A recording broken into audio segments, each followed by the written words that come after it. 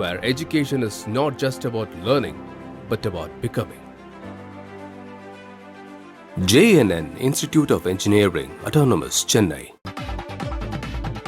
சென்னையில் metro rail கட்டுமான பணியின் போது ஏற்பட்ட விபத்தில் உயிரிழந்தவரின் குடும்பத்திற்கு மெட்ரோ ரயில் நிர்வாகம் மற்றும் L&T நிறுவனம் இழப்பீடு அறிவித்துள்ளது. ராமபுரத்தில் மெட்ரோ ரயில் கட்டுமானம் விழுந்ததில் காட்டுப்பாக்கத்தைச் சேர்ந்த ரமேஷ் என்பவர் இடிபாடுகளில் சிக்கி உயிரிழந்தார்.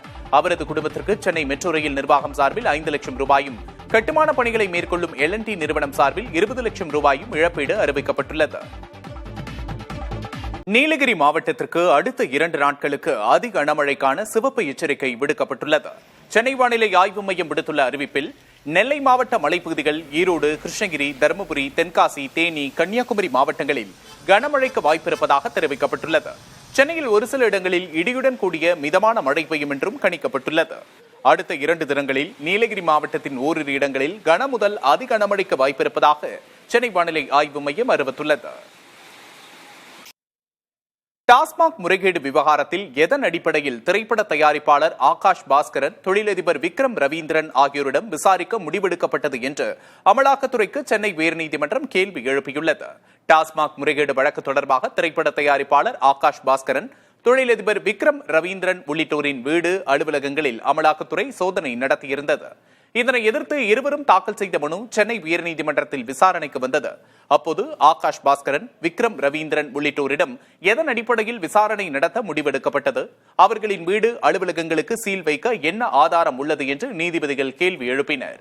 அதற்கு சோதனைக்காக சென்றபோது வீடு, அலுவலகங்கள் பூட்டப்பட்டிருந்ததாலேயே சீல் வைக்கப்பட்டதாக அமலாக்கத்துறையின் தரப்பில் தெரிவிக்கப்பட்டது.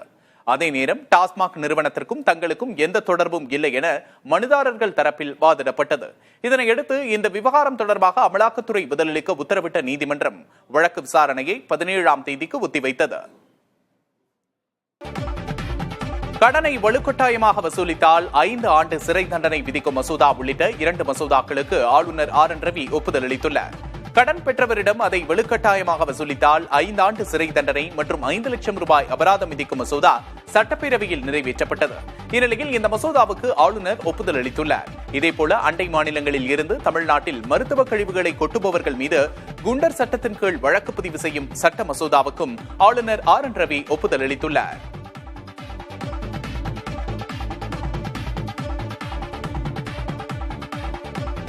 2026 சட்டமன்ற தேர்தலை கருத்தில் கொண்டு தொகுதி வாரியாக திமுக நிர்வாகிகளை தனித்தனியாக சந்தித்து ஆலோசனை நடத்த முதல்வரும் அக்கட்சியின் தலைவருமான ஸ்டாலின் திட்டமிட்டுள்ளார்.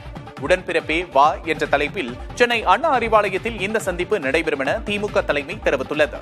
மதுரை மாநாட்டில் அறிவித்ததை அடுத்து முதற்கட்டமாக விழுப்புரம், சிதம்பரம், உசிலம்பட்டி ஆகிய தொகுதிகளைச் சேர்ந்த நிர்வாகிகளை ஸ்டாலின் சந்தித்து ஆலோசனை நடத்தினார். அப்போது எந்த பிரச்சனையாக இருந்தாலும் கட்சி தலைமையிடம் தெரிவிக்க வேண்டும் எனவும் 2026 சட்டமன்ற தேர்தலில் வெற்றி பெற அனைவரும் ஒற்றுமையோடு உழைக்க வேண்டும் என நிர்வாகிகளுக்கு ஸ்டாலின் அறிவுறுத்தியுள்ளார்.